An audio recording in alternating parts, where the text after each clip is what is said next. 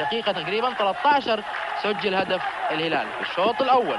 ألفونسو يمرر لعمر الأعرج، يحاول يعدي عمر، يمرر ناحية رمزي داخل منطقة تحدث المرمى، في المرمى ويسجل الهدف التعادل. الحسن اليامي، الحسن اليامي بيحط كرة في المرمى. الحسن اليامي يسجل التعادل للاتحاد في الدقيقة 41 بتمريرة جيدة وجميلة جدا منسقة من ناحية اليمين من رمزي موسى. وهذه عادة هنا، شوفوا هذه عادة هنا، كرة لعبت بشكل جيد وفي المرمى ويسجل الحسن اليامي هدف التعادل 1-1. هذه عادة مرة أخرى، هدف للاتحاد.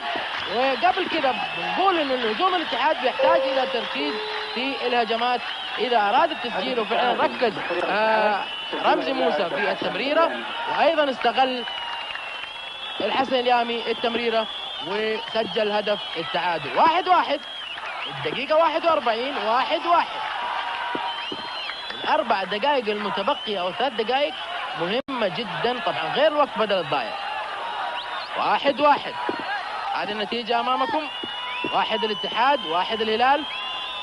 مباراة الإياب ضمن المربع الذهبي من مسابقة كأس دوري خادم